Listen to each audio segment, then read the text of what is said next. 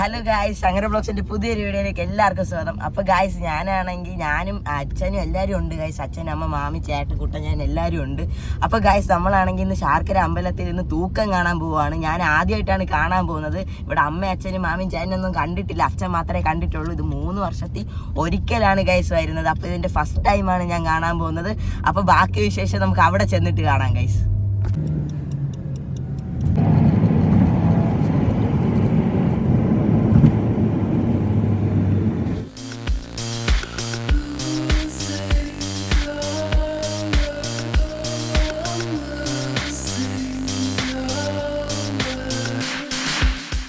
അപ്പോൾ ഗൈസ്, നമ്മൾ ഹൈവേ കയറിയിട്ടുണ്ട്. ഇതോ ഗൈസ്, ആ കാണുന്നതാണ് ഗൈസ് നമ്മളെ ട്രിവാൻഡ്രം ലുലു മാള്. അപ്പം നിങ്ങൾ ആരും കണ്ടിട്ടില്ലെങ്കിൽ കാണാം, എല്ലാവരും കണ്ടിട്ടുണ്ടെന്ന് എനിക്കറിയാം. ഗൈസ്, ഇതാണ് ഗൈസ് നമ്മുടെ ട്രിവാൻഡ്രം ലുലു മാൾ.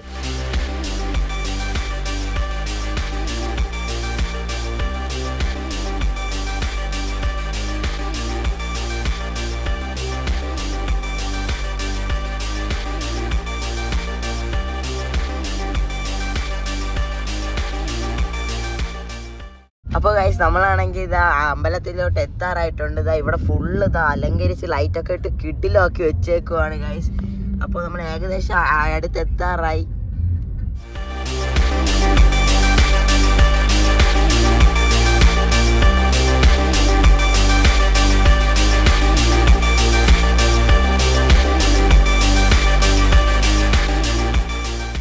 ഗൈസ്, ഇതാണ് ഗൈസ് നമ്മുടെ ശാർക്കര അമ്പലം.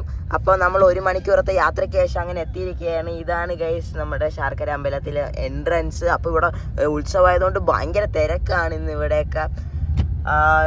എവിടെ ഇനി പാർക്ക് ചെയ്യണമെന്ന് നമ്മൾ നോക്കുന്നത് ഗൈസ്. അപ്പോൾ അകത്ത് കയറിയിട്ട് നമുക്ക് ബാക്കി വിശേഷങ്ങൾ കാണാം ഗൈസ്.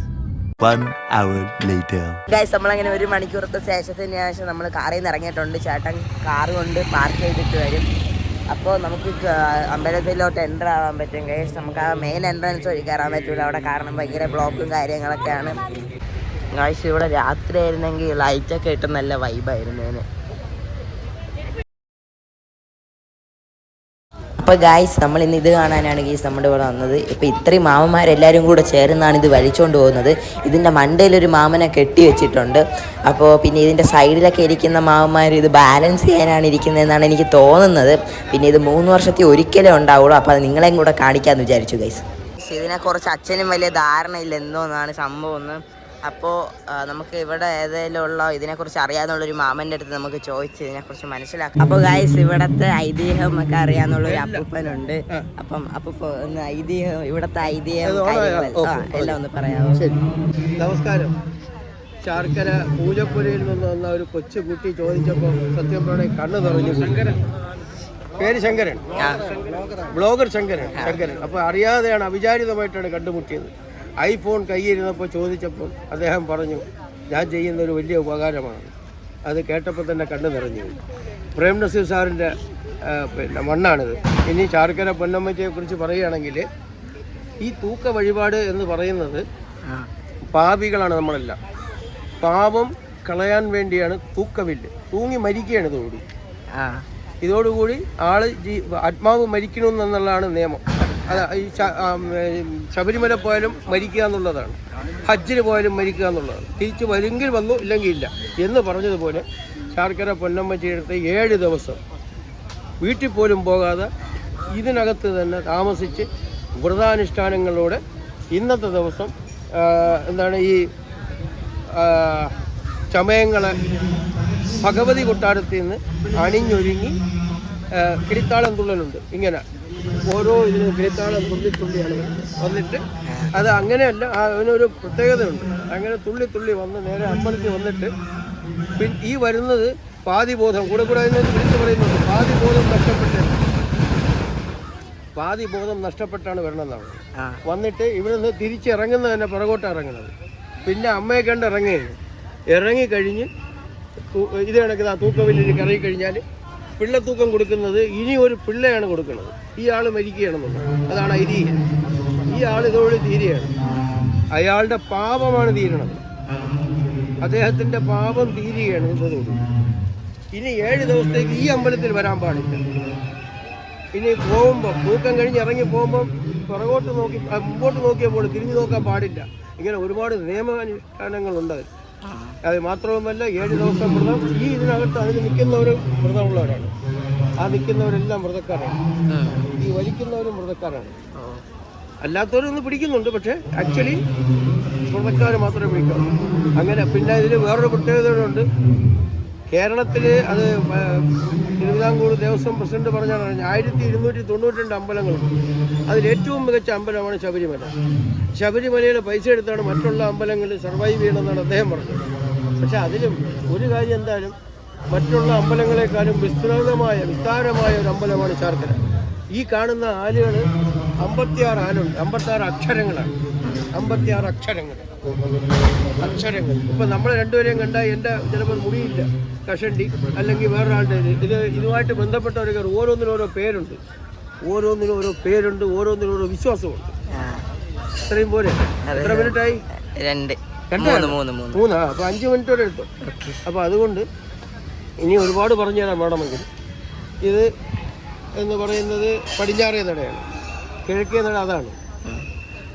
ഇത് വടക്കേ നട, അത് തെക്കേ നട. ആ തെക്കേ നടയിൽ ആ കാണുന്നതാണ് ഭദ്രകാളി തുള്ളൽ നടക്കുന്നൊക്കെ അവിടെയാണ്. തുള്ളൽപ്പുര. ഇത് പിന്നെ പടിഞ്ഞാറേ നട, അത് തുള്ളൽപ്പുര. അത് തെക്കേ നട, അത് വടക്കേ നട, അത് സേവാപന്തൽ. ഇത് ആനക്കൊട്ടിൽ. അത് ചുട്ടികുത്തൽപ്പുര. അങ്ങ് കാണുന്നു ചുട്ടികുത്തൽപ്പുര. ഇത് ഊട്ടുപുര. പിന്നെ വേറെയുണ്ട്, പിന്നെ വേദികൾ, അങ്ങനെ പലതും ഉണ്ട്. അതൊക്കെ ഓരോരോ കാരണങ്ങളിലാണ്. ഓരോ സ്ഥലത്തിനും ഓരോ പ്രത്യേകത ഉണ്ടെന്നുണ്ട്. ഇതുവഴിയേ ഭദ്രകാളിയും ദാരികനും ഇറങ്ങി വരാവുള്ളൂ എന്നാണ്. അന്ന് ഇതുവഴി കയറിയിട്ട് പിന്നെ അപ്പുറത്തോട്ട് ഇറങ്ങും. അവിടെ ഇറങ്ങിയിട്ട് പിന്നെയാണ് ഓരോന്നോരോട്ട് കറങ്ങി വരുന്നത്. അങ്ങനെ ഓരോരോ ഐതിഹ്യങ്ങളാണ്. അത് ഈ ശാർക്കര മഹാരാജാവ് മാർത്താണ്ഡവർമ്മ മഹാരാജാവ് യുദ്ധത്തിന് പോവുകയായിരുന്നു വടക്കോട്ട്. ആരോ പറഞ്ഞ് ഇവിടെ തൊഴുതിട്ട് പോയിട്ട് പറഞ്ഞ് ജയിച്ചു വരികയാണെങ്കിൽ ഞാൻ കാളികൂട്ട് നടത്തും. അപ്പോൾ കാളികൂട്ട് എന്ന് പറയുന്ന ആചാരപ്രകാരം നടത്തുന്ന ഒരു ഏറ്റവും വലിയൊരു അമ്പലമാണ് ശാർക്കര ദേവീക്ഷേത്രം. ഇത്രയും പോലെ ഇപ്പോൾ ആയില്ലേ? Thank you. അപ്പോൾ ഗൈസ് സജിതാമ്മ ഇവിടെ വന്നിട്ടുണ്ട്. ഗൈസ് സജിതാമ്മ ചന്ദ്രാച്ചനും വന്നിട്ടുണ്ട്. അപ്പോൾ കാറിൽ സ്ഥലമില്ലാത്തതുകൊണ്ട് അമ്മയൊക്കെ നേരത്തെ വന്നു ഗൈസ്. അപ്പോൾ നമ്മളിവിടെ നിൽക്കുവാണ്. അപ്പം ആ തൂക്കം വില്ല് അത് കറങ്ങി ഇനി ഇവിടെ ആ വില്ല് വരുന്നുണ്ട് ഗൈസ്. 2 ഉണ്ടോ? 2 പേരാണ് ഗൈസ് ഉള്ളത്. 2 തേരാണ് ഗൈസ് ഉള്ളത്.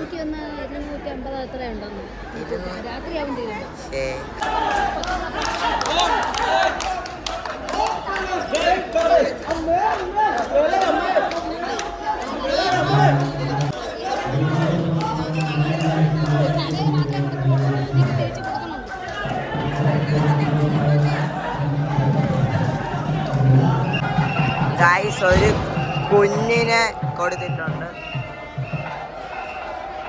ഗൈസ് അമ്മയൊക്കെ പറയുന്നത് ഒരു തൂക്കത്തിൽ തന്നെ 3 ആൾക്കാരാണ് കാണുന്നത്. എന്നിട്ട് 3 കൊച്ചുങ്ങളെ കൈ കൊടുത്ത് ഒരു റൗണ്ട് വയ്ക്കും. പക്ഷെ ഇപ്പം ഒരാളേ ഉള്ളൂ ഗൈസ്. ഒരു വില്ലിൽ ഒരാളേ ഉള്ളൂ ഗൈസ്. പിന്നെ ഇപ്പം തൂക്കം തുടങ്ങിയതേ ഉള്ളൂ. ഇനി രാത്രി വരെ കാണും. 9 എത്ര മണിക്ക് തുടങ്ങി ഒരു 10 മണി കഴിഞ്ഞു ഗൈസ്. അപ്പോൾ രാത്രി വരെ ഇനി കാണും.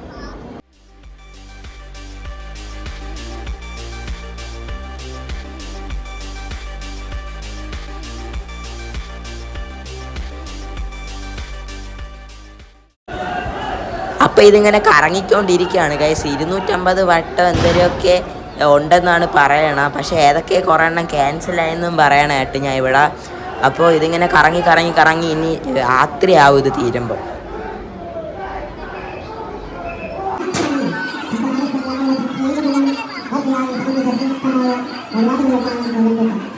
ഇവിടെ ഫ്രീ ആയിട്ട് മോര് കൊടുക്കുന്നുണ്ട്. മോര് ജ്യൂസ് എന്തോ ആണ്. അപ്പം നല്ല ദാഹിക്കുന്നുണ്ട്. പിന്നെ നല്ല വെയിൽ കത്തി നിൽക്കുന്നുണ്ട്. നമുക്ക് ശല കുടിക്കാൻ കഴിച്ച് നല്ല ദായകമുണ്ട്. എന്തോ മാംഗോ ജ്യൂസ് എന്തോ ആണ്. അപ്പൊ ഇത് കുടിച്ചിട്ടാണ് നല്ല വെയില്, നല്ല ദാഹം. അപ്പോൾ ദാ ഈ ഒരു സൈഡിൽ വെച്ചാണ് ഈ വലിയ താത്തുന്നത്. കാരണം ഇവിടെ കുറേ ആൾക്കാരുണ്ട് വ്രതം എടുത്ത് വെച്ചേക്കുന്ന ആൾക്കാരെ. എന്നിട്ട് ആ മാമന്മാരെയൊക്കെ ഇതിൻ്റെ അകത്ത് കെട്ടിത്തൂക്കും. എന്നിട്ട് പിന്നെ എത്ര വട്ടം വലം വെക്കുമെന്നാണ് എനിക്ക് തോന്നുന്നത്. അതിനെക്കുറിച്ച് എനിക്ക് കറക്റ്റായിട്ട് അറിഞ്ഞുകൂടാ. അപ്പം ആ മാമനെ ഇറക്കി വേറൊരു മാമനെ കയറ്റാൻ പോവുകയാണ് ഗൈസ്. ശാരദ കാത്തു നിൽക്കുകയാണ്.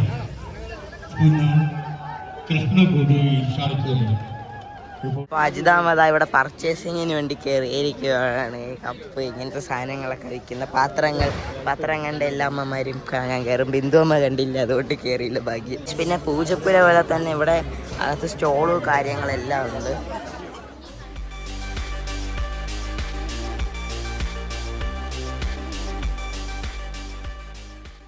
പിന്നെ കുട്ടൻ ചേട്ടൻ ഇങ്ങനെ ഒരു ഡബിൾ ബാരൽ ഗണ്ണ് വാങ്ങിയിട്ടുണ്ട്. കാരണം ചേട്ടന് ഇതിന് ഭയങ്കര ക്രൈസാണ്. ഇത് പൊളിച്ചിട്ട് മെറ്റലില് വേറെ ഗണ്ണ് ഇതേപോലെ തന്നെ വലുതുണ്ടാക്കും ഗൈസ്. പിന്നെ ഇവിടെ പൂജപ്പുര പോലെ തന്നെ ഇവിടെ റൈഡ് കാര്യങ്ങളെല്ലാം ഉണ്ട്. രാത്രിയായിരുന്നെങ്കിൽ നമുക്കിത് കയറാൻ പറ്റും. 5 രൂപ 10 രൂപയ്ക്ക് 3 ഉള്ളിവടയാണ്, കുഞ്ഞുള്ളിവട. ചേട്ടനെ ഞാനും കൂടെ 5 കഴിച്ചു ഗൈസ്. കുഴപ്പമില്ല.